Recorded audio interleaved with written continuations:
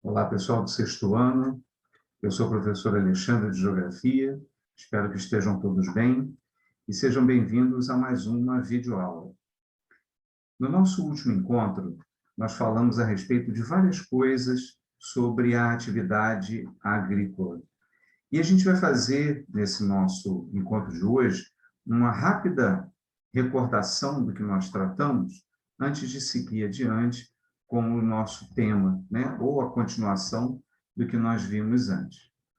Então, falamos sobre a atividade agrícola e a importância dela, não só no desenvolvimento da nossa espécie, né? Da civilização humana, mas toda a sua forma de atuação, aquilo que se utiliza para a produção, né? E aí falamos sobre o que era a agricultura, onde ela surgiu, os tipos de cultivo que existem e falaríamos, que é a nossa proposta de hoje, sobre as consequências ambientais da produção agrícola.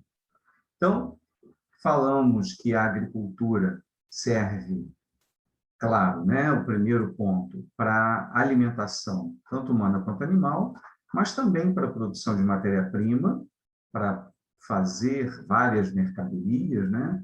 E aí temos o exemplo do algodão, e até mesmo para a ornamentação, para o embelezamento. Falamos que a agricultura surge lá no passado, né, bem antes de Cristo, e que foi a partir dela que o homem deixou de ser um ser que se movimentava, né, nômade, que saía de um local para o outro em busca de alimento, e se estabeleceu, passou a ser fixo em determinados locais, até na formação de grandes cidades, só por causa da agricultura, porque o alimento agora poderia ser cultivado. Então, a agricultura nos nossos dias, ela é bem mais moderna do que lá na sua origem, do passado, e que tem a proposta de alimentar bilhões, né, que somos hoje ocupando esse planeta. E aí falamos dos destinos da produção agrícola, dependendo do seu objetivo.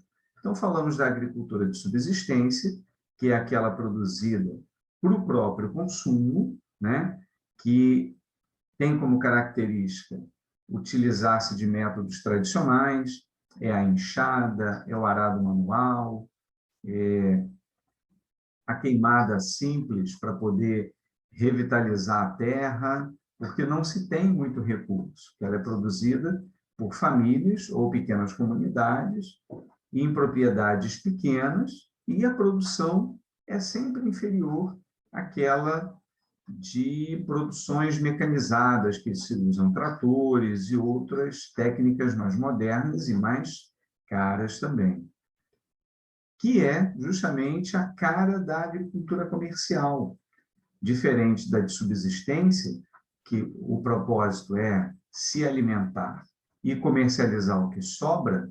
Na agricultura comercial, o objetivo é ganhar dinheiro, é produzir para ter lucro, vender o que se produz. E aí vai se usar o que for mais adequado. Por exemplo, se na de subsistência, no pequeno sítio, planta-se de tudo, a agricultura comercial, em geral, possui a atividade da monocultura, a cultura de um só produto, porque o propósito é ocupar o máximo da terra para vender e ganhar dinheiro e ter lucro. Se pratica a agricultura comercial em extensões muito grandes, em grandes fazendas, que a gente chama de latifúndios, e usa uma intensa mecanização. Só para a gente ter uma ideia, nos últimos anos, vários trabalhadores rurais têm sido substituídos, às vezes, por um único trator, uma única máquina que faz a colheita que antes era feita por centenas de pessoas, porque o objetivo é ganhar dinheiro. E aí falamos também sobre os métodos de produção, que pode ser extensivo, aonde a técnica simples aparece de novo, pode ser em propriedades grandes ou pequenas, mas a ideia é utilizar o espaço todo disponível e, como não se tem muito recurso, em geral, isso é praticado em países mais pobres, que a gente chama de subdesenvolvidos, e tem essa proposta de esgotar a terra até o que ela pode produzir, porque não se tem muito recurso para trabalhar essa terra, explorando de maneira mais inteligente, porque usa-se o que tem disponível. Já a produção intensiva, ela é aquela mais cara e que vai se utilizar de toda a tecnologia disponível para poder obter mais lucro. Como se utiliza dessa tecnologia mais cara, em geral, é esse tipo de produção, esse método de produção intensivo é muito utilizado nos países mais ricos, que é o que a gente está vendo aqui, ó, marcadinhos de azul, né, que são os países desenvolvidos. E falando de técnicas de plantio, e aí independente se é para uma atividade comercial ou de subsistência, o homem tem tentado, mas principalmente na comercial, explorar o máximo de possibilidade que a terra permite para a produção, mesmo em locais onde não é muito apropriado ao cultivo agrícola. E aí a gente até comentou, né, nessas imagens aqui, essa primeira, dessa mancha verde, é de um país chamado Israel, que é uma região de deserto. Essa outra aqui usou uma técnica de aterro num país chamado Holanda, aonde se aterra o oceano para se ter mais local de produção agrícola, mais terra disponível, e essa última aqui, nessa produção de uvas, aqui no nosso nordeste do Brasil, numa região mesmo árida, de clima semiárido, tem a possibilidade de produção de frutas, né? Então, para isso, várias técnicas são empregadas, não só com recursos tecnológicos, mas técnica de cultivo mesmo. Então, falamos das curvas de nível, falamos do terraceamento, que também é uma forma de curva de nível, só que um pouco maior, né, em tabuleiros. Falamos da rotação de culturas, que para não explorar demais a terra, em cada época planta-se uma coisa diferente, que é uma forma de se cultivar. E aí, encerramos a nossa última aula com essa pergunta que o Cebolinha fez para o Cascão: e se a chuva não vier? Né? O que acontece? A agricultura é uma atividade que depende muito do clima, muito. Se chove demais é um problema, se chove de menos também é. Se cai granizo, isso afeta a vegetação e a plantação pode ser danificada. A geada, que é um tipo de congelamento que acontece na superfície, isso danifica a planta também, pode acabar com uma cultura inteira. Então, a agricultura depende muito do clima, principalmente das chuvas, né? Então, ó, o clima é um dos fatores naturais mais importantes para a atividade agrícola. E, para que não fique dependente exclusivamente dela, o homem usa de uma técnica específica chamada de irrigação. O que é a irrigação? Tem o objetivo de fornecimento controlado de água para as plantas em quantidade suficiente e no momento certo, assegurando a produtividade e a sobrevivência da plantação.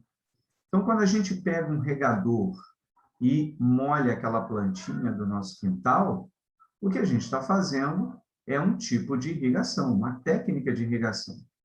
E que não é uma coisa moderna. Na verdade, a irrigação surgiu lá no passado, lá na Pérsia, 4.000 anos antes de Cristo, eles já utilizavam esse tipo de técnica de irrigação, que a Pérsia é uma região onde hoje a gente chama aí de Iraque, Irã. Então, Lá no passado, o que eles faziam? Encaminhavam a água dos rios para que chegasse na plantação e levasse a umidade quando não chovia. Esse é um tipo de irrigação que, aliás, é empregado até hoje, que é chamado de irrigação de superfície. Então, a irrigação de superfície utiliza a superfície do solo, distribuindo a água através da gravidade. Ou seja, canaliza-se, vem cavando valas da onde a água está, de um lago ou de um rio, até a plantação, para que a umidade chegue até aquele local. Uma outra forma de irrigação, que requer mais recurso, é uma técnica um pouco mais aprimorada, é a irrigação por aspersão. Parecido com o que a gente falou do regador, só que numa grande escala, num tamanho bem maior. Por quê? Porque a água é aplicada ao solo em forma de chuva por aspersores. Aspersores são equipamentozinhos que espalham a água sobre a plantação. E esse pode se apresentar dos mais variados formatos, esses aspersores, né? Então, ó, nessas fotos, a gente tem aqui ele espalhando água numa espécie de linha, jogando água para um lado e para o outro, mas é uma espécie de mangueira que é espalhada na plantação e que espirra essa água para uma área grande. Essa outra imagem, parecida com essa aqui, ó, o irrigador, o aspersor, ele se desloca dentro da vegetação, dentro do plantio, espalhando a água, para que ela chegue até a plantação da forma mais adequada, mantendo a umidade do solo e tentando evitar o desperdício da água que é jogada para as plantas. Então, existem diversos tipos de aspersores. E dependendo do tamanho do cultivo, existem várias aplicações, né, aspersores diferentes, dependendo da necessidade. Então, olha só, nessas duas imagens aqui, nessa primeira, que é uma imagem, as duas são imagens aéreas, mas nessa aqui a gente percebe esses círculos verdes, que é justamente onde está o que a gente chama de pivô, que é o irrigador, aspersor, que ele gira dentro da plantação, que faz com que a mancha verde tenha esse formato circular. A gente vai notar, ó, que fora do local onde está sendo irrigado, a cor é mais clarinha, porque recebe menos água. Já nesse outro aqui, ó, o aspersor, ele também se desloca ao longo da plantação, mas na forma de uma linha reta, fazendo com que essa mancha verde se revele como sendo o local onde a água está umidificando, está trazendo umidade para a vegetação. Seja ela qual for, pode ser algodão, café, cana, feijão, enfim, depende do tipo de plantio, a escolha do tipo de irrigação. Só que a gente também precisa levar em consideração as questões ambientais. Será que não tem nenhum problema em usar essa técnica de irrigação? Essa água que é utilizada para as plantas, isso não vai faltar em outro lugar? Precisamos avaliar também os impactos ambientais que a técnica da irrigação provoca no meio ambiente, né? Numa aula anterior, lá na apostila do mês anterior, nós falamos a respeito da distribuição da água no planeta.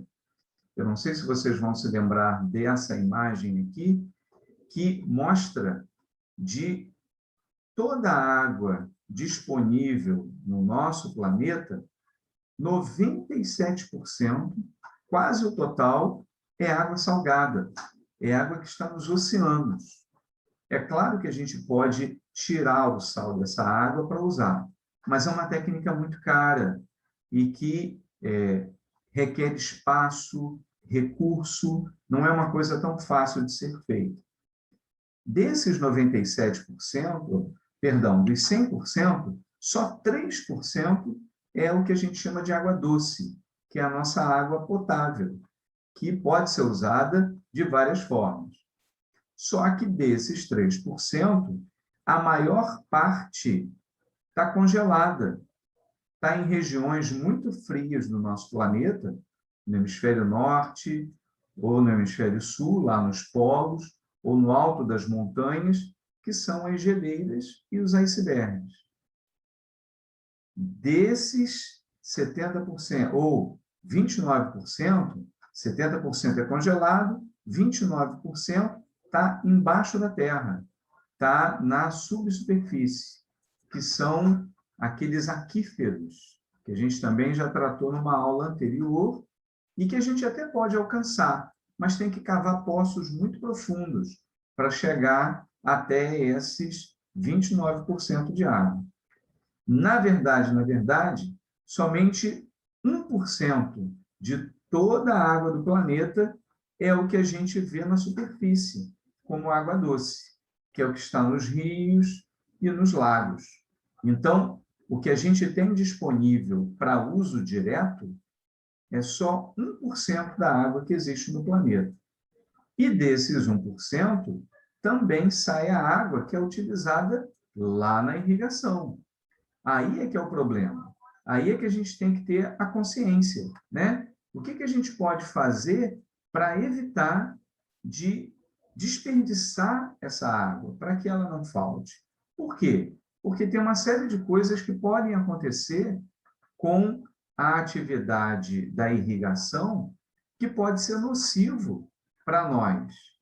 Então, confinamento da água em represas e barragens para poder parar a água para poder ser utilizada na irrigação, a poluição da água de rios e aquíferos, né? Isso daí a gente, tanto na atividade agrícola quanto nas cidades, principalmente, a gente é um grande agente poluidor de águas. As águas ficam sujas e essa água, para ser renovada, para ser usada novamente, requer de muito dinheiro. Gasta-se muito para transformar essa água suja em água limpa novamente.